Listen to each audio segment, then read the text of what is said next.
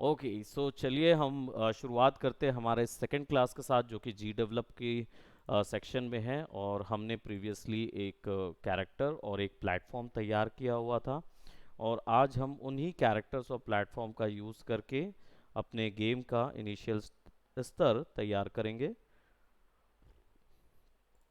हम इसको प्रीव्यू करेंगे एंड विल गॉट समथिंग। एक कैरेक्टर, हमारा एनिमेटेड कैरेक्टर भी दिख रहा है, और हमारे पास प्लेटफॉर्म भी नज़र आ रहे हैं। Now let's talk about UI और UX। UX का सेक्शन इसमें अभी हम नहीं देंगे, UI का सेक्शन ज़रूर देंगे। यूज़र इंटरफेस इसलिए क्योंकि हमें जो भी वैल्यूज़ इस कैरेक्टर के द्वारा हमें जनरेट हो रही है, वो वैल्यूज़ हमें वहाँ पे दिखानी होंगी कि ये कैरेक्टर में कौन सी कितने स्कोर पॉइंट किए, क्या उसकी लाइफ थी, क्या उसका स्ट्रैटेजी था। ये चीज़ हम निकालेंगे, ठीक है। सो अभी फ़िलहाल हम क्या करेंगे, ये हमारे पास एक प्लेटफॉर्म है और ये हमारे पास कैरेक्टर है, लेकिन कैरेक्टर में किसी भी प्रकार की कोई फिजिक्स नहीं डली हुई है और ना ही कैरेक्टर में कोई कंट्रोलर्स हैं, ठीक है। तो इसको अगर हम कैरेक्टर को कुछ कंट्रोल्स प्रोवाइड करें तो it would be better for us. So सबसे पहले हम प्लेटफॉर्म पे जाएंगे और प्लेटफॉर्म को प्लेटफॉर्म बनाएंगे, क्योंकि प्लेटफॉर्म प्लेटफॉर्म नहीं है अभी। तो प्लेटफॉर्म या जो भी कैरेक्टर है वो सब एक इमेज ही है, वो और कुछ नहीं है। तो इसको बिहेवियर देना होगा कि ये बिहेव करे प्लेटफॉर्म की तरह। अब बिहेवियर क्या होते हैं आपके जो हमारा, इसको न्यू कर देते हैं और हम इधर बात करते हैं बिहेवियर्स। बिहेवियर्स एक्चुअल में बने बनाए कोड्स होते हैं जो कि डायरेक्टली एक जेनेरिक बेस के लिए ज़रूरी होते हैं। जेनेरिक बेस का मतलब क्या होता है, अगर हम ऐसे बात करें, कोई गेम है, इस गेम में हमेशा एक लीड हीरो होता ही है, चाहे वो कोई भी गेम खेल रहे हो। उसमें मेन आपको एक लीड होना पड़ेगा क्योंकि यूज़र उसको यूज़ कर सके, ठीक है। तो लीड को हमेशा एक बिहेवियर दे दिया जाता कि ये हीरो है भाई। ये तो हीरो में क्या होगा, हमेशा उसमें कंट्रोलर्स ऑप्शन होंगे, ठीक है। उसमें कंट्रोलर्स होगा कि भाई ये मूव हो सकता है, ये जंप कर सकता है, ये कंट्रोल कर सके, तो यूज़र इसको इंटरेक्ट कर पाएगा इस चीज़ से, ठीक है। एक चीज़ क्या होगी, दूसरी चीज़ ये होगी कि इसमें एनिमी भी होगा। अगर गेम है तो इसमें विन कंडीशन है जो कि लीड हीरो की होती है, तो फिर लूज कंडीशन भी होगी। तो एनिमी भी क्या हो जाता है, मतलब बिहेवियर्स क्यों एग्जिस्ट किए, क्योंकि पहले क्या होता था, सब चीज़ स्क्रैच से बनाई जाती थी।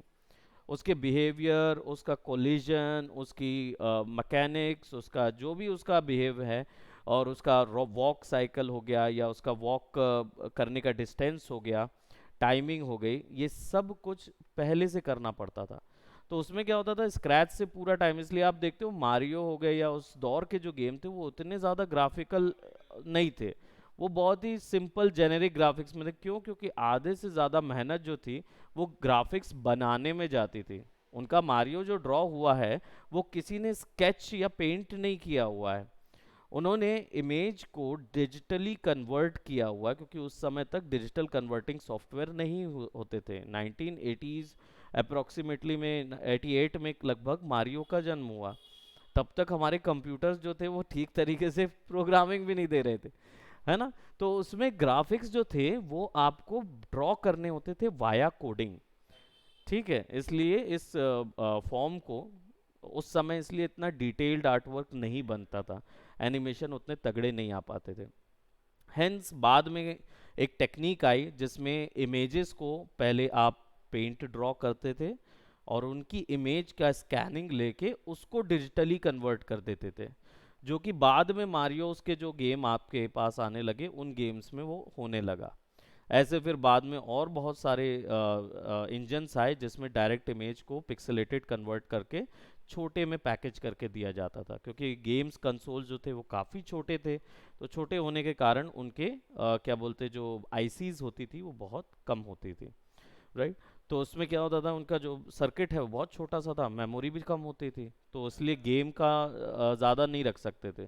तो ज़्यादा से ज़्यादा 600 से 700 केबी में गेम बन जाता था कम्प्लीटली। रिटर्न कोड्स ज़्यादा होते थे, ग्राफिक्स कम होते थे। सो एनिमी जो है, तो इसके बाद फिर बिहेवियर्स क्या हुए, जब थोड़ा सा हम एडवांस लेवल पे आए, तो जो बाकी के जो इंजन आने लगे वह क्या करने लगे, उन्होंने पहले से ये कोडिंग दे दी कि आपके पास हीरो बिहेवियर है, क्योंकि पता है हीरो, हाँ उसको या तो कंट्रोल चाहिए कि कौन से कीवर्ड दबाओगे उससे चलेगा, और स्पीड कंट्रोल दे दो बस। तो इसलिए उन्होंने पहले से रिटर्न कोड दे दिए। तो बिहेवियर हो गया हीरो के लिए, एनिमीज के लिए। तो एनिमीज में हमेशा लूज कंडीशन होगी, है ना, उसमें डिटेक्शन होगा तो कॉलिजन डिटेक्शन होगा, है ना।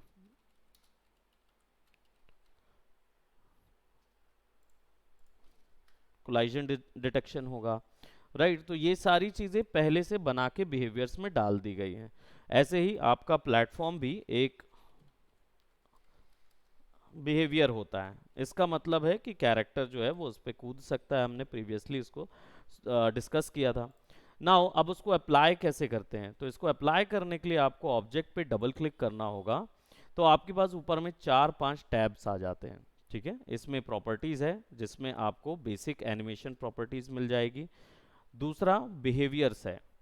बिहेवियर्स में आप यहाँ पे ऐड बिहेवियर देके तय कर सकते हैं कि ऑब्जेक्ट कौन से बिहेवियर में है। यहाँ पे आप देखिए आपके पास प्लेटफॉर्म बिहेवियर है, प्लेटफॉर्म कैरेक्टर बिहेवियर है, right.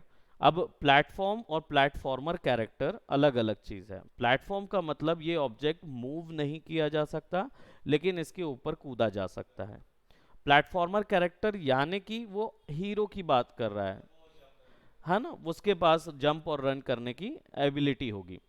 Destroyed while the screen is outside of the screen, यानी जब ऑब्जेक्ट या जो भी आपने बनाया है कैरेक्टर वो स्क्रीन से बाहर जाएगा तो उसको डिलीट कर देना है। तो इसलिए अगर ये दिया जाता है, जैसे आपने कौन से गेम में ये चीज़ है, अगर गेम में मान लो आपको ये देना है, मारियो, मारियो जब नीचे गिरता है तो फिर क्या होता है, मर जाता है। तो अगर आपको ऐसा देना है कि आपका कैरेक्टर जैसे ही कोई ऐसी सेक्शन पे जाए जहाँ पे मर जाए, तो उसके लिए आप आउटसाइड द स्क्रीन देते हैं। या फिर एनिमी, ये इमेज मेमोरी बचाने के लिए भी होता है कि एनिमी अगर आपका कहीं से भी रैंडमली जनरेट हो रहा है, तो कहीं से भी जनरेट हो रहा है तो उसके बहुत सारे चांसेस हैं कि ऐसे कोई डायरेक्शन पे जनरेट हो जाए जहाँ पे ना आप जा सको उसको मारने, ना वो आपके पास आ सके। तो ऐसी सिचुएशन में क्या होगा, वो वहीं पे जनरेट होते होते होते होते होते इतनी मेमोरी खींच लेगा कि कंप्यूटर बंद कर देगा। तो इसलिए आप क्या करेंगे, उसको डिस्ट्रॉयड बाय स्क्रीन कर दिया कि जैसे कैरेक्टर चाहे तो स्क्रीन से बाहर जाएगा तो वो अपने आप मर जाएंगे, या वही अपने आप स्क्रीन से बाहर जाके मर जाएंगे, है ना। तो इसलिए इनका ज़रूरत मल्टीपल चीज़ों के लिए यूज़ होता है। ड्रैगेबल ऑब्जेक्ट, अगर आप किसी ऑब्जेक्ट को उठाना चाहते हो, स्क्रीन ड्रैग देना चाहते हो, या तो माउस से देना चाहते हो स्क्रीन ड्रैग, या अपने मोबाइल फ़ोन से स्वैपिंग जो ऑप्शन होता है ना, वो दोनों सेम इवेंट होते हैं। तो इसमें अगर आप देना चाहते हो, इसलिए देखो यहाँ हमेशा लिखा हुआ है और टच, ये आपके टच स्क्रीन्स में भी काम करता है। कॉफ़ी लाए हैं कि क्या लाए हैं, कॉफ़ी लाए हैं ना, वेरी गुड। स्ट्रेप्सिल्स ज़्यादा लाने थे ना, ठीक है, ये मेरे को लगेगा ना एक, तो 5 मिनट बाद बना देना, है ना, वो तुम रख लो। अच्छा ऐसा करो, 5 ठुक मेरे को दे दो। 10 का लाए थे, कितने का, 4 रुपए का और दे दिया, ठीक है ना, कोई दिक्कत नहीं। और 5 मिनट बाद मेरे को कॉफ़ी देना, आप ले जाओ, thank you so much. Okay so draggable object और जो टच है ये दोनों ही टच स्क्रीन के लिए भी है। तो आप अगर उसको टच पैड में चलाओगे, आईपैड में चलाओगे, सब जगह के लिए पोर्ट हो सकता है। ये एक अच्छा बिहेवियर है क्योंकि इसमें आप आसानी से क्या कर सकते हो, इंटरेक्ट, आपको बार बार टच की कोडिंग नहीं करना होता है, आपको सीधा बना बनाया मिल जाता है टच का बिहेवियर। टॉप डाउन मूवमेंट, ये बचपन में एक गेम खेला होगा टैंक, एक गेम आता था टैंक, या कॉन्ट्रा खेला है? बचपन बोलना चाहिए, मेरे बचपन की बात कर रहे हैं। आपके बचपन की अगर बात की जाए, आपके बचपन में चलिए हम बताते हैं गेम। आपने अभी रिसेंट में एक गेम आया था जॉम्बी वाला, जिसमें आप क्या है ना ऊपर से देखते हैं कैरेक्टर को और गन चलाता रहता है कैरेक्टर, है ना। और जितने भी मोबाइल फोन्स में बहुत ज़्यादा चला था, क्या नाम था उसका, डे ब्रेक या कुछ ऐसी नाम था ना, जॉम्बी, जॉम्बी लैंड। हाँ, जिसमें टॉप डाउन व्यू होता है ना। तो आप सर के ऊपर से देख रहे होते हैं कैरेक्टर। हमारे टाइम में एक बहुत इंटरेस्टिंग गेम आया था मार्केट में जिसको लेजेंड ऑफ जेल्डा बोलते थे, जो कि बाद में ब्रेथ ऑफ टाइम करके निंटेंडो स्विच में आया, जो कि बहुत ज़्यादा हिट हो गया। वैसे वो उसी समय बहुत ज़्यादा हिट था। उसी ने, उस अकेले गेम ने, लेजेंड ऑफ जेल्डा ने ही गेम ने एक पूरी गेमिंग कंपनी इस्टेब्लिश की, जो कि आज की सबसे बड़ी गेमिंग कंपनी है, जिसका नाम है निंटेंडो। तो निंटेंडो जो गेमिंग कंपनी है, जो कि मारियो की भी जनक है और बड़े फ्रेंचाइजीज सारे गेमों की जनक है। तो निंटेंडो अभी पूरा केवल मारियो एंडोर्स कर रही है और जेल्डा एंडोर्स कर रही है। तो ये भी जापान की बहुत बड़ी कंपनी है। तो उनका गेम था, टॉप डाउन व्यू का सिस्टम था। उन्होंने ये साइड स्क्रॉलर में भी डोमिनेट किया और टॉप डाउन में भी डोमिनेट किया। एंकर ऑब्जेक्ट जो हैं वो स्क्रीन से चिपक जाएंगे। दैट मीन्स आपकी स्क्रीन पे वो टिका रहेगा। अंदर आओ, आपको उससे कुछ वो नहीं करना, वो केवल स्क्रीन के बाउंडिंग में रहेगी। अगर स्क्रीन आगे हो जाएगी ना, तो स्क्रीन से धक्का खा के आगे चलते रहेंगे, मतलब स्क्रीन से बाहर नहीं जा सकते। यूआई, यूआई को दिया जाता है ना, एंकर कर देते हैं। पाथ फाइंडिंग, जब आप चाह रहे हो स्ट्रैटेजी गेम खेलते हो ना, रेड अलर्ट वगैरह जो गेम आए थे प्रीवियसली, जिसमें माउस से क्लिक करते तो कैरेक्टर वहाँ चला जाता था, वो वाला काम पाथ फाइंडिंग से होता है। Obstacle for fight path finding, क्योंकि ये एआई है, जब आप, हाँ, तो वो अपने हिसाब से कैसे डिसाइड करेगा। तो आप किसी ऑब्स्टिकल को जब डिफाइन कर दोगे, तो वो उसके अपने आप चारों ओर खुद ही डिसाइड कर लेगा, आपको कोडिंग नहीं करना पड़ेगा। प्रीवियसली हम लोग इसकी कोड किया करते थे कि कैरेक्टर अगर इतने से इतनी वैल्यू पे गया तो वापस आ जाए, और इतने से इतनी वैल्यू पे गया तो वापस आ जाए। तो अब उसकी पूरी ऑब्जेक्ट की कोडिंग करनी पड़ती थी। बहुत करते थे, वो हमने खुद की है उस चीज़ में, विजुअल बेसिक में करते रहते थे बैठ के। विजुअल बेसिक्स हो गया, सी हो गया, इन सब जगहों पे करते थे। वो बहुत बेसिक लैंग्वेजेस थी, बट उस समय तो बड़ी लैंग्वेजेस हुआ करती थी, बट अब नहीं रही। लाइट ऑब्स्टिकल बिहेवियर, ये ऑब्स्टिकल जो है ये, ऐसा समझो कि ये थोड़ा एडवांस है। अब क्या एडवांस है, बेसिकली अगर आप चाहते हो कि आपका कैरेक्टर सर्वेलेंस करे या एनिमी सर्वेलेंस करे, फॉर एग्जांपल जैसे, नहीं, एनिमी चल रहा है, ठीक है, और एनिमी चल रहा है तो आपको डिटेक्ट कैसे करे। तो अगर एनिमी चारों तरफ घूमता है और आप सामने आ जाते हो, तो वो डिटेक्ट कैसे करे कि ये मेरा पर्सन है। तो एक रेंज तक डिटेक्शन दोगे ना, वरना क्या होगा कि वो पूरे के पूरे स्क्रीन में ढूंढ लेगा। घूमते घूमते, तो इसलिए वहां पे दिया गया है कि मान लो आपको हाइड सिस्टम देना है, तो अगर लाइट ऑप्शन है, मतलब वो एक लाइट के फॉर्म से पकड़ेगा। तो आपने अगर दीवार आ गई बीच में और दीवार के उस पार आप खड़े हो गए, तो वो आपको नहीं डिटेक्ट करेगा, तो वो लाइट ऑब्स्टिकल भी है ना, नहीं तो दीवार से पकड़ लेगा। तो इसलिए ये लाइट ऑब्स्टिकल बिहेवियर दिया गया। फिजिक्स इंजन 2.0, ये इनका बनाया हुआ फिजिक्स इंजन है। तो ये जो इंजन है ये बेसिकली आपका ग्रेविटी ऐड करने या जो भी फिजिक्स के फोर्सेस हैं वो ऐड करने के लिए होता है। रैक डॉल वगैरह होती है, वो सब इसमें। तो आपका जो अभी एक हैप्पी हैप्पी व्हील्स करके एक गेम आया था, जिसमें क्या थे, आप बटन देखे होगे, यूट्यूब मीम मीम चलता है उसका, बटन दबाते जाओ ऐसा, किसमें बड़े से कढ़ाई में बैठा हुआ एक व्यक्ति रहता है और बस ऐसे ऐसे करके लाइन मारता रहता है ना, देखे हो। वो फिजिक्स बेस्ड है गेम, है ना। तो आप बटन बस दबाते हो और वो फिजिक्स के अकॉर्डिंग जंप होता है वो, और आपको बस हुक हुक दिया हुआ है, तो वो हुक पकड़ पकड़ के ऊपर जाना रहता है ना। खेले हो ना, ये वो फिजिक्स इंजन से बनते हैं। ट्वीन, ये एनिमेशन के लिए बनाया जाता है। एनिमेशन, दो एनिमेशन अगर हो रहे हैं, कैरेक्टर एनिमेशन हो रहे हैं या वो चल रहा है, तो उनके चलने के बीच में स्मूथ वैल्यूज होनी चाहिए। स्मूथनेस के लिए दिया जाता है ट्विनिंग, है ना। तो कोई भी तरीके के अगर आप एनिमेशन में, खासकर पोजीशन, एंगल और स्केल, ये तीन चीज़ें जो ट्रांसफॉर्म में होती हैं, वो तीन चीज़ों के एनिमेशन को स्मूथ करने के लिए इसकी ज़रूरत पड़ती है। ये बिहेवियर्स होते हैं। अब इनकी कोडिंग कैसे करना है वो भी देख सकते हैं, सर्च न्यू बिहेवियर से भी देख सकते हो, ये ऑनलाइन जो उनके हर समय नए बिहेवियर आते रहते हैं। तो आपका गेम और हाँ डाउनलोड करना पड़ता है और वो वापस से फिर आपके उसमें इम्प्लीमेंट हो जाता है। ठीक है, तो टर्रेट मूवमेंट चाहिए या कुछ ऐसा चाहिए, ग्राफिक्स आप ऐड कर दो, कोड ऑलरेडी किया होगा। ठीक है। सो यहाँ पे हमारे पास इंस्टॉल्ड बिहेवियर पे इतने बिहेवियर बाय डिफ़ॉल्ट इंस्टॉल्ड रहते हैं। अब ये प्लेटफॉर्म है तो प्लेटफॉर्म सेट कर देंगे, तो क्या हुआ उसको, उसने हमें क्या दिया बिहेवियर के अंदर, नाउ प्लेटफॉर्म इज सेट। तो अब उसमें हमें क्या मिल रहा है, यहाँ ट्यूटोरियल भी अवेलेबल है यूट्यूब का, प्लस उसके साथ यहाँ पे दे सकते हो प्लेटफॉर्म, जंप थ्रू प्लेटफॉर्म और लैडर।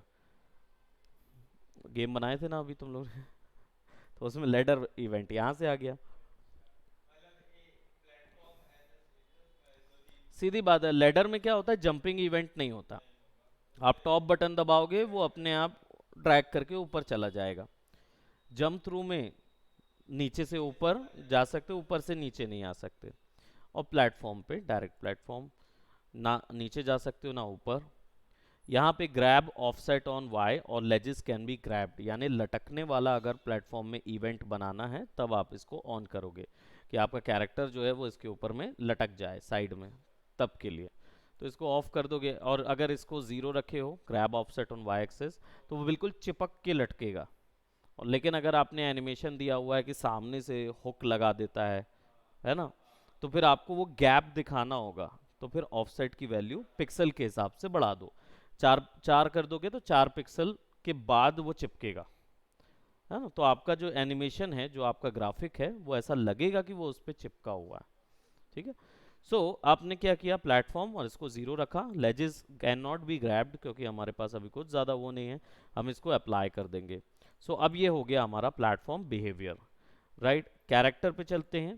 कैरेक्टर पे बिहेवियर देना है, add it's a platformer, apply करते हैं। Default controls on, default controls on that means कि जो इन्होंने कंट्रोल्स बनाए होंगे वही कंट्रोल अप्लाई होंगे।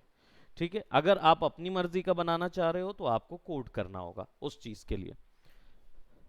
वो भी इजी है, वो कोई इतना भारी चीज़ नहीं है, हम दे सकते हैं उसको। तो अभी हमारे पास डिफ़ॉल्ट कंट्रोल्स ऑन रखा है हमने। शुरुआत में अभी आप डिफ़ॉल्ट कंट्रोल्स लेके ही बनाएंगे, फिर उसके बाद हम लोग मैनुअल बनाएंगे कोडिंग करके। Deprecate option advance use frame rate dependent trajectories deprecated, it's recommends to leave this unchecked. ये बेसिकली जब ऑब्जेक्ट को आप किसी कर्व में कैलकुलेट करना चाहते हो, ठीक है, जब जम एंग्री बर्ड का होता है ना, छोड़ते हैं तो एक कर्व में उसको ट्रेजेक्टरी कहाँ जा रही है, ये चीज़ कैलकुलेट करना बहुत महंगा होता है रैम के लिए, क्योंकि वो हर समय कैलकुलेट करते रहना होता है कि अगर आपने थोड़ा सा भी माउस ऊपर किया है नीचे किया तो ट्रेजेक्टरी पूरी चेंज हो जाएगी। तो वो चीज़ कैलकुलेट करने के, इसलिए एंग्री बर्ड को आपने देखा होगा कि उसमें मैकेनिक्स है नहीं, उसमें केवल फिजिक्स है और एक ट्रेजेक्टरी है बस। कैलकुलेशन वही है कि आप कितने एरिया पे उसको बस रख के मारते हैं, इसके अलावा उसमें कुछ नहीं है ना। ये चीज़ यहाँ से कैलकुलेट होती है, इसलिए इसको बंद करने बोला जाता है कि अभी फिलहाल, मतलब जब आप केवल वो गेम बना रहे हो तो प्लेटफॉर्मर को आप ट्रेजेक्टरी बेस्ड मत बनाओ, नहीं तो क्या होगा, इतनी रैम खप जाएगी कि गेम ख़त्म हो जाएगा। तो थोड़ा बड़ा इंजन चाहिए या फिर आपको कुछ एक्स्ट्रा क्या बोलते हैं मेमोरी यूज़ करनी पड़ेगी। तो यानी आपका गेम में जब आप मार्केट में उसको निकालोगे तो आपको रिकमेंडेशन में लिखना होगा, जो आप देखते हो ना मिनिमम रिकमेंडेशन, वो इसीलिए आता है क्योंकि उसमें जो कैलकुलेशन हो रही है उसी कैलकुलेशन के हिसाब से हम तय करते हैं। तो यहाँ पे हमने ग्रेविटी 1000 रखी हुई है। ये जो है ये एक्चुअल में ग्रेविटी का यूनिट होता है, 9 पॉइंट मैग्नीट्यूड यूनिट होता है, 9.768 कुछ रहता है ना, 10 मान के चल सकते हैं। ये एक्चुअली में 9.7 नहीं है, 9768 कुछ रहता है मैग्नीट्यूड 3D के अकॉर्डिंग। तो ये मानते हैं वैसा, उससे कैलकुलेट करते हैं। तो यहाँ पे उन्होंने और इजी कर दी है, ग्रेविटी को 1000 जो दे रहा है वो ग्रेविटी यूनिट है 1000। अब इसमें क्या होगा, अगर आपने किसी जंप का 2000 कर दिया तो वो 1000 नहीं 2000 पिक्सल ऊपर कूद सकता है। हाँ, तो वो पिक्सल के बेसिस पे कि 1000 पिक्सल्स ऊपर कूद सके, तो ये नीचे खींचेगा, हालांकि ये वेट को कैलकुलेट करता है अपने हिसाब से। अब जंप स्पीड देखो 600 है, अगर 1000 कर दूंगा ना, तो जैसे ही इसमें एक बार भी जंप ट्रिगर होगा, वो नीचे ही नहीं आएगा, क्योंकि वो ग्रेविटी के तुल्य हो गया, हटक जाएगा। तो ये जंप स्पीड उसके हिसाब से आती है। मैक्स फॉलिंग स्पीड, जब कूदोगे तो 600 की स्पीड से ऊपर कूदोगे, लेकिन गिरोगे तो 700 की स्पीड से नीचे गिरोगे। जंप सस्टेन टाइम, कितनी सेकंड तक वो ऊपर होना चाहिए, है ना, वो तीनों इवेंट यहाँ दिए हुए। अगेन यहाँ पे लैडर क्लाइंबिंग स्पीड, लैडर अगर ऑन है तो क्या ऊपर जाएगा। Automatically grab perform ledges without having to move horizontally, है ना, तो अगर आप इसको ऑन रखोगे तो ऑटोमेटिकली पकड़ लेगा। ठीक, सारी चीज़ दी हुई है। कैन ग्रैब प्लेटफॉर्म लेजेस, नहीं हम नहीं दे रहे, क्योंकि हमने वहाँ पे लेज ऑफ करके रखा है, तो नहीं देंगे। ग्रैब ऑफसेट यहाँ से भी दे सकते हैं। Grab tolerance on x axis, that means कितनी देर तक ट्रैक, टॉलरेंस जो है ये कितना देर तक उसको पकड़ सकता है। हाँ, ये सेकंड्स नहीं है, सेकंड्स में आपको एक इवेंट डालना होता है कि भाई छोड़ दे, है ना। ये होता है कि कितने एरिया की गैप में वो कंट्रोल पकड़ ले। नहीं तो वो एक पिक्सल प्रिसाइज कर दोगे ना, तो जब तक उस पिक्सल पे नहीं कूदोगे तब तक वो पकड़ेगा नहीं। तो इसलिए उसको 10 बाय 10 के गैप में रखा जाता है कि 10 पिक्सल इधर 10 पिक्सल उधर, अगर पहुंचे तो वो ग्रैब इवेंट ट्रिगर हो जाएगा। वॉक 1500 की एसेलरेशन स्पीड, और बहुत तेज होता है ये। और can go down from jump through platforms, अगर जंप थ्रू प्लेटफॉर्म है और ऊपर से नीचे जाना करना है, तब जब इसको ऑन करो, है ना। और डेक्लेरेशन, यानी कि जब दौड़ के रुकते हैं तो कितने स्पीड से रुके। 1500 बाय 1500 दोनों अगर रखते हो आप, तो रुकने में भी उतना ही स्पीड लगेगी, यानी फिसलेगा कैरेक्टर। और मैक्स स्पीड 250 जा सकता है। और ये स्पीड नहीं है कैरेक्टर के वॉक की, ये है जब आप डब्ल्यू दबाते हो या फॉरवर्ड एरो की दबाते हो, तब जैसे ही फॉरवर्ड एरो दबाते हो तो कितनी जल्दी वो 250 की स्पीड पकड़ लेगा, उसकी टाइमिंग है ये, है ना, मिली सेकेंड्स वगैरह की टाइमिंग है। और वो कितनी स्पीड से 250 की स्पीड पकड़ेगा वो है। स्लोप मैक्स एंगल, यानी कि अगर काउंट कराना है, फिसलने का कोई इवेंट काउंट कराना है, तो कितने एंगल पे स्लोप काउंट होना शुरू हो जाए, वो यहाँ से देंगे। ठीक है, बिहेवियर अप्लाई, नए बिहेवियर्स उसके साथ भी अप्लाई कर सकते हो। हाँ, मल्टीपल बिहेवियर्स अप्लाई कर सकते हो। अब ये प्लेटफॉर्म है और ये कैरेक्टर है प्लेटफॉर्मर। प्ले करते हैं,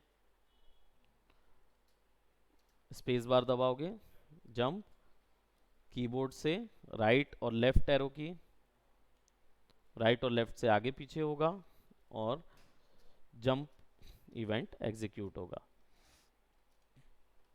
है ना, राइट। अब क्या हो रहा है कि हमारा कैरेक्टर जो है वो आगे पीछे तो हो रहा है, लेकिन एक तो मुड़ भी नहीं रहा है। ठीक है, लेफ्ट दबाओगे तो वो बस फिसल रहा है, स्लाइड हो रहा है, स्लाइड हो रहा है कार टाइप से, वो पीछे जा रहा है, आगे जा रहा है, लेकिन मुड़ नहीं रहा। दूसरी चीज, थोड़ा हवा में लग रहा है ना चिड़िया है लेकिन उड़ रही है, लेकिन हमें हवा में नहीं चाहिए, हमें चाहिए कि वो बिल्कुल प्लेटफॉर्म के ऊपर नजर आए। अब ये क्यों हो रहा है, इसका रीजन है कि कैरेक्टर जो है, पहली चीज तो फ्लिप हो रहा है नहीं हो रहा है उसका कोई इवेंट है ही नहीं, उसको पता ही नहीं है कि लेफ्ट दबाना है तो इसको फ्लिप भी करना है, इवेंट नहीं पता। दूसरी चीज, गैप्स क्यों हो रहे हैं, क्योंकि कोलिजन को ये नहीं पता है कि कहाँ से काउंट करना है, तो कितने एरिया में कोलाइड हो रहा है ये पता नहीं चल रहा, तो हो सकता है ये दोनों में किसी ना किसी एक का बड़ा कोलिजन होगा। तो कोलिजन काउंट कैसे होता है, कोलिजन काउंट होता है बाउंडिंग बॉक्सेस से।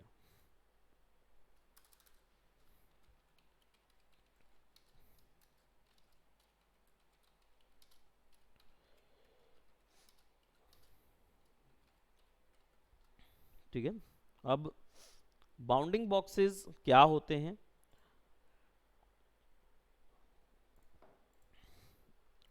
बाउंडिंग बॉक्सेस एक्चुअली में वो इमेजिनरी बॉक्स बनाए जाते हैं सॉफ्टवेयर के द्वारा, जिससे जो जिससे कोलिजन काउंट जो है वो उसकी मेमोरी कम की जा सके, मेमोरी यूसेज कम किया जा सके। अब ये थोड़ा सा टिपिकल है, इसको ऐसे समझें कि कैरेक्टर में बहुत सारे कर्व हैं। देखो यहाँ पे जैसे कर्सर रख रहा हूँ उसके चारों ओर एक इमेजिनरी ब्लैक लाइन बन रही है, ये उसका बाउंडिंग बॉक्स है। ये बता रहा है कि मैं कैलकुलेट यहाँ से नहीं कर रहा हूँ, मैं कैलकुलेट कर रहा हूँ कहाँ से, यहाँ से। तो अगर कोलिजन होगा तो कैरेक्टर का तो ठीक कैलकुलेशन है, लेकिन जब ये इधर जाएगा तो इधर ही पे रह जाएगा। अब ये क्यों देते हैं ऐसा, और इमेज से क्यों नहीं देते हैं? रीज़न ये होता है कि देखो इस इमेज में बहुत सारे कर्व हैं। अगर कोई ऑब्जेक्ट इधर भिड़ता है, जैसे चोंच पे भिड़ता है, और हमने इसका शेप कोलिजन दिया हुआ है, यानी शेप से काउंट करो, शेप कोलिजन दिया हुआ है, तो कोई ऑब्जेक्ट इससे भिड़ता है तो वो इधर पे भी मेमोरी खाएगा, अगर वो इधर पे भी भिड़ेगा तो भी मेमोरी खाएगा, इधर पे भी जाएगा, यानी वो ऐसे होते हुए जाएगा पूरा, तो वो पूरी रैम मेमोरी इससे कैलकुलेट होगी, खर्चे में आएगी। तो रैम ज़्यादा यूज़ ना हो, यही गेम का एक बहुत बड़ा क्रूशियल पॉइंट होता है। गेम केवल ग्राफिक्स डाल के कोड करा हुआ ऑब्जेक्ट नहीं होता, गेम में दिमाग इस चीज़ में लगता है कि उसको जनता तक फुल एफिशिएंसी के साथ दिखाना है। अगर रैम खर्चा होती है तो भी क्या, एक क्वेरी आता है कि भाई मेरे पास तो 16 GB रैम है, मैं उस पर इसको चलाऊंगा तो आराम से चलेगा, डेफिनेटली चलेगा। लेकिन जब आपकी रैम इतनी ज़्यादा वे में यूज़ हो रही है, प्लस इसके साथ साथ आपने टेम्प मेमोरी एम्प्टी नहीं रखा हुआ है, कॉन्स्टेंटली टेम्प मेमोरी बढ़ती जाती है गेम चलते चलते, तो टेम्प मेमोरी हैवी हो गई है, यहाँ पे कोलिजन डिटेक्शन हमेशा हो रहा है। तो इससे क्या होगा, एक समय आएगा गेम की स्पीड जो एफपीएस में 120 पे चल रही थी, वो धीरे स्लो होते होते 90 पे आ जाती। 90 में आएगी तो पता भी नहीं चलेगा कि कब 120 से 90 हो गई, आपको नहीं पता। 90 से 60 आएगी तो भी नहीं पता चलेगा, तो भी हल्का सा स्लो लगेगा, बहुत हल्का सा, इतना जो कि आप बोलोगे कि अरे 60 एफपीएस तो आप, क्योंकि आप जो दुनिया देख रहे हो वो 30 एफपीएस पे चल रही है ना, तो आप बोलोगे 60 एफपीएस कुछ नहीं। लेकिन जब वो 60 से नीचे आती है तब ये कैरेक्टर जो है ना और मैकेनिक्स सब उल जलूल काम करने लगते हैं। आप कैरेक्टर को दौड़ाते रहेंगे और कैरेक्टर वहीं पे खड़ा रहेगा, और एनिमी आता रहेगा और आप वहीं खड़े रहेंगे। फिर जैसे ही आप बोलेंगे कि अरे हटाता हूँ मैं अपना कीबोर्ड, आप सोच रहे हैं मैं दौड़ा रहा हूँ, और नहीं दौड़ाया आपने, और आपने अपना कीबोर्ड से हटा लिया हाथ ये बोल के कि वो बढ़ ही नहीं रहा है, तभी वो भागने लगेगा और भाग के जाके एनिमी पे घुस जाएगा, या फिर गिर जाएगा, या दूर जाके खड़े हो जाएगा, या कुछ भी ऐसा इवेंट जो कि आपने नहीं सोचा था वो होने लगेगा, परफॉर्मेंस इश्यू होगा। इसलिए आप क्या करते हैं ऐसी सिचुएशन में, आप कोलिजन कम करना चाहेंगे क्योंकि मेमोरी रैम बचे, तो उसके लिए क्या करेंगे, फिर आप इस तरीके की कैलकुलेशन करने के बजाय बाउंडिंग बॉक्स कैलकुलेशन करेंगे। यहाँ पे कैसे करते हैं इस चीज़ को, आपको कैरेक्टर पे क्लिक करना है, कैरेक्टर तो वैसे भी सही था, बस थोड़ा सा चेंजेस करने हैं। यहाँ देखो एडिट कोलिजन मास्क है, जब क्लिक करोगे तो ये मास्क के तौर पे आपको दिखाएगा, और ये फ्रेम बाय फ्रेम कोलिजन तय करना होता है। चाहे तो आप सब में अप्लाई कर सकते हो, बट क्योंकि कैरेक्टर ना धीरे धीरे उनका वॉल्यूम चेंज होता रहता है, कभी हाथ फैला हुआ है कभी हाथ पतला है, तो हाथ जब आपने पतला रखा है अंदर रखा हुआ है तो आपकी इमेज पतली हो गई, इमेज पतली हो गई लेकिन कोलिजन उतना ही हो रहा है, तो फिर क्या होगा, आप खड़े भी रहेंगे और तब भी मर जाएंगे क्योंकि कैरेक्टर दूर पे कहीं पे कोलाइड हो जाएगा। इस चीज़ के लिए इसको मैनुअल अलग अलग भी कर सकते हो। अब कैसे करना है, तो इसको एडिट करने के लिए आपके पास use custom collision mask option होता है, इसको क्लिक कीजिए। अब ये पॉइंट्स देना शुरू करेगा, तो मास्क को तय कर सकते हो कि कहाँ पे इसको होना चाहिए। मैं चाह रहा हूँ कि ये ना ऐसा आए, इसका कोलिजन ऐसा आए। अब आप चाहें तो बढ़ा भी सकते हैं पॉइंट्स, पॉइंट्स बढ़ाने के लिए एड वर्टेक्स ऑप्शन है। यहाँ पे एक्स और वाई जो ऑप्शन आपको दिख रहा है, ये क्या है, एक्स और वाई स्क्रीन का कोऑर्डिनेट कहलाता है। डिजिटल स्क्रीन जो होती है वो आपके x और y के वैल्यू पे चलती है, लेकिन एक्चुअल में ये x और y नहीं होता, ये माइनस एक्स और माइनस वाई होता है।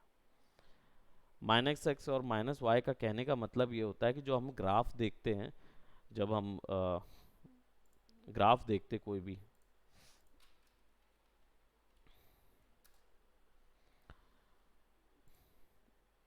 एक सिंपल ग्राफ है ना, आई थिंक फुल साइज का कुछ ग्राफ मिले, या सिंपल ग्राफ देखते हो आप, तो ये x होता है, ये y होता है। अब आप ये मान के चलो कि आपकी कंप्यूटर स्क्रीन जो है वो कहाँ से शुरू होती है, आपको पता है कि आपकी कंप्यूटर स्क्रीन कैलकुलेट कहाँ से होती है? ये नहीं आइडिया। देखो, आपकी कंप्यूटर स्क्रीन शुरू यहाँ से होगी, बराबर। लेकिन अगर मैं बोलूँ x और x में 10 प्लस, मेरा ऑब्जेक्ट x में 10 पिक्सल आगे जाए और y में 50 पिक्सल आगे जाए, तो 10 पिक्सल आगे जाएगा तो यहाँ से अप्रोक्सीमेटली इधर आएगा, और 50 पिक्सल आगे जाएगा प्लस जाएगा तो क्या होगा, वो इधर कहीं आएगा, ठीक है। लेकिन आपकी जो एक्चुअल मॉनिटर जो अभी हम देख रहे हैं, इसमें अगर आप यहाँ से शुरू करते हो स्क्रीन, तो आपका कर्सर तो नीचे चला जा रहा है, तो वो यहाँ से कैलकुलेट अगर होगा तो ऑब्जेक्ट इधर जाना चाहिए, लेकिन यहाँ से तो ऊपर जा ही नहीं रहा, लेकिन यहाँ से नीचे बकायदा चले जा रहा है। यहाँ से राइट में चले जाता है कर्सर, कितना भी आगे ले जा सकते हो, यहाँ नीचे पे कितना भी आगे कर्सर कर सकते हो, है ना। तो ये यहाँ पे तो ये स्क्रीन नहीं हो सकती, नाइदर ये इसके पीछे नहीं जा रहा है, इसके ऊपर नहीं जा रहा है, तो ये भी स्क्रीन नहीं हो सकती, है ना। अब ये क्या हो रहा है, ये माइनस में चल रहे हैं, तो यहाँ तो जा नहीं पा रहा है, लेकिन यहाँ चले जा रहा है ना, यहाँ नीचे पे चले जाता है, तो ये भी नहीं हो सकता, क्योंकि आप कैलकुलेशन यहाँ से नहीं कर रहे ना, इधर से कैलकुलेट नहीं होता है। अब कहाँ नहीं जा पा रहा है, वो है ये, ना इससे ऊपर जा पा रहा है ना इससे बैक जा पा रहा है, तो ये जाएगा कैसे, यहाँ से प्लस पे ही नीचे जाता है और यहाँ से राइट में आगे जा पाता है। ये होती है आपकी कंप्यूटर स्क्रीन, यानी कि x प्लस वाई माइनस, है ना, x प्लस और y माइनस, ये कोऑर्डिनेट पकड़ता है ये। सो जब आप कोडिंग करने जाते हो तो अब माइनस एक्स करोगे तो आप स्क्रीन के पास वाली चीज पकड़ रहे होते हो, और माइनस वाई करोगे तो टॉप पे ले जा रहे होते हो, प्लस वाई करोगे तो डाउन पे ले जा रहे होते हो, ठीक है। यानी माइनस वाई वो समझता है वैसा इस चीज को, तो आप यहाँ से शुरू करते हो, ये ओरिजिन पॉइंट होता है किसी भी डिजिटल स्क्रीन का, है ना, और किसी भी सॉफ्टवेयर का भी। अगर आपका फोटोशॉप में भी कैनवस देखोगे ना, तो कैनवस में भी यही हिस्सा उसका अपर कॉर्नर ही उसका कोऑर्डिनेट होता है, ठीक है। सो अब हम यहाँ पे हैं और हमारा जो कैरेक्टर है, इस ये हिस्सा इसका एक्स और वाई कहलाता है, तो यहाँ से कहाँ पे आगे जाएगा कहाँ पे पीछे जाएगा ये जानना ज़रूरी है, क्योंकि इसकी कोडिंग करोगे तब ये काम आएगा, ठीक है। अब क्या करेंगे, इसमें बढ़ाना है तो ऐड वर्टेक्स कर दो, तो हमारे पास क्या आ गया, एक पॉलीगॉन भी आ गया। तो अब अगर चाहो तो इसको ऐसा भी कर सकते हो, एक और बढ़ा लो तो ऐसा हो जाएगा।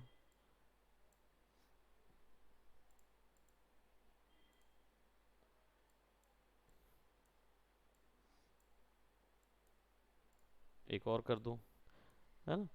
तो वो क्या बता रहा है कि याद रखना कि collision polygon is not a convex, ensure it is, otherwise the collision mask won't work. यानी कि ये जो पॉलीगॉन है, कॉन्वेक्स जो होता है, एक तरीके के कर्व की बात की जाती है। अगर कॉनकेव जो होता है वो अंदर के कर्व को बोलते हैं, और कॉन्वेक्स जो होता है वो बाहर के कर्व को बोलते हैं। तो अगर आपकी ज्योमेट्री, ये जो पॉलीगॉन मास्क है, ये इससे बाहर कैरेक्टर से बाहर जाए तो वो क्या हो जाएगा, वो हो जाएगा कॉन्वेक्स, और कैरेक्टर के अंदर रखोगे तो कॉनकेव हो जाएगा। तो उसका कहना ये रहता है कि पॉलीगॉन जो है वो कॉन्वेक्स पे सेट है, दैट मीन्स कि कैरेक्टर से बाहर नहीं गया है ना, तो उसको वहाँ पे सेट करो करके।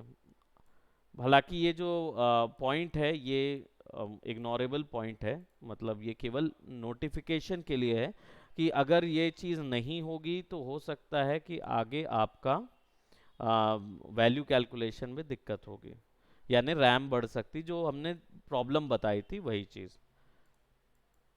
इसको सेलेक्ट करें, अब इसको यहाँ पे, अब देखो हमने क्या किया, एक सिंपल कोलिजन चिड़िया के जैसा बना लिया। तो ये इसका बाउंडिंग बॉक्स हो गया, है ना। अब ये जो ऐड कोलिजन मास्क है तो नया डाल सकते हैं कभी भी, और इस पर क्लिक करके इधर क्लिक कर देंगे तो रिस्टोर भी हो जाएगा नया वाला। लेकिन यहाँ पे इसको share some collision mask for all, इसको ऑन कर देते हैं, राइट। अब सब में उसको अप्लाई कर दिए, किस में, तो ये फ्रेम 01 पे गए तो अब यहाँ पे हमको मिल गया, और 2 पे गए तो यहाँ पे मिल गया, ऑलमोस्ट सेम है, ज़्यादा डिफरेंस नहीं है, ठीक है। और अप्लाइड है, so will just have to, एक और एक्स्ट्रा अगर डालना हो तो बढ़ता जाएगा, है ना। तो यहाँ से क्लिक कर देंगे, क्लोज कर देंगे, तो अब हमारे पास कोलिजन मास्क सेट हो गया उसका, ठीक। अब इसी तरीके से हमारा जो अप्लाई करते हैं और प्लेटफॉर्मर का कोलिजन मास्क सेट कर देते हैं, एडिट कोलिजन मास्क, और बिल्कुल प्रिसाइज। अब क्या हो गया, बाकी हिस्सों को वो इग्नोर कर देगा,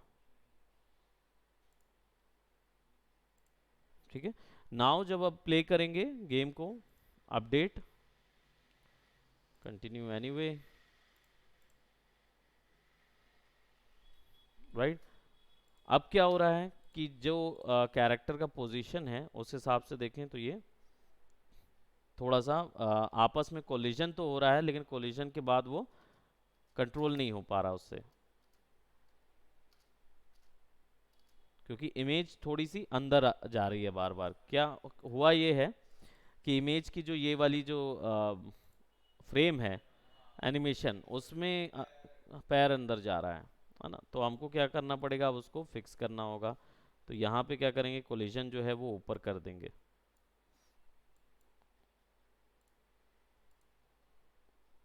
हल्का सा कोलिजन ऊपर करके देखेंगे।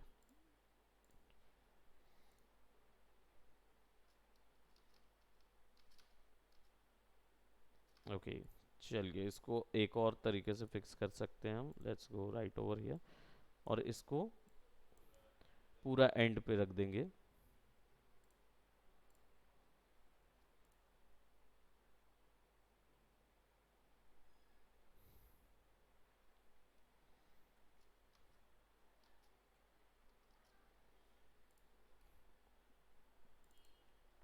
तो कैरेक्टर में हमारे एनिमेशन तो हो ही रहा है, तो अगर हम इसको प्रीव्यू करें तो कैरेक्टर ऑलरेडी थोड़ा सा हिलता है ना।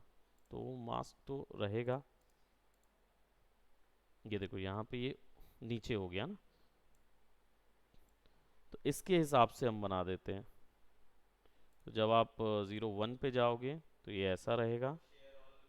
हाँ, शेयर ऑल ऑन है, तो मैनुअल कर देंगे तो सब में अपनी मर्जी से सेट कर सकते हैं। हाँ, अब ये ऊपर आ रहा है पूरी टाइम।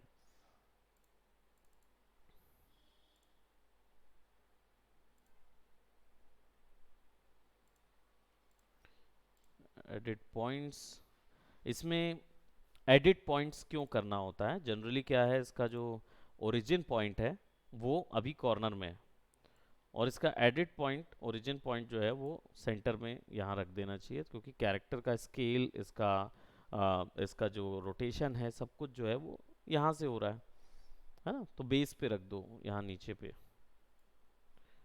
ओरिजिन पॉइंट, और सेंटर पॉइंट दोनों को हमने इधर ही रख दिया। Apply to all,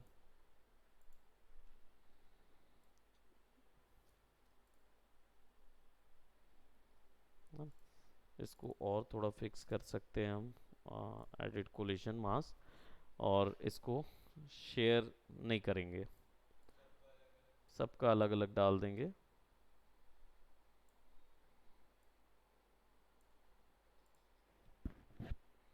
sure it is, otherwise the mask won't work. थोड़ा सा मास्क इशू हो रहा है, तो हम क्या करेंगे, इन मास्क को के हिस्सों में कुछ हिस्से जो है ना वो डिलीट कर देंगे।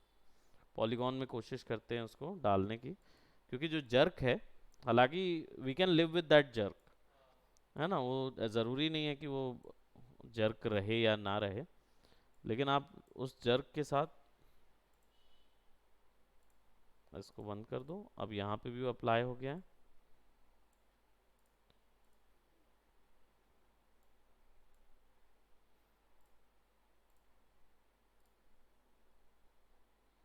हाँ, ये थोड़ा जर्क चल जाएगा क्योंकि वो एनिमेशन में ही जर्क है। हाँ, आ ही जाएगा वो चीज़। कुछ एक सिचुएशन है, मैं वही चेक करने की कोशिश कर रहा था, और then I thought there is one similar point कि कोलिजन में आने पर बहुत ज़्यादा कूद रहा है ना वो। वो फिक्स होना चाहिए।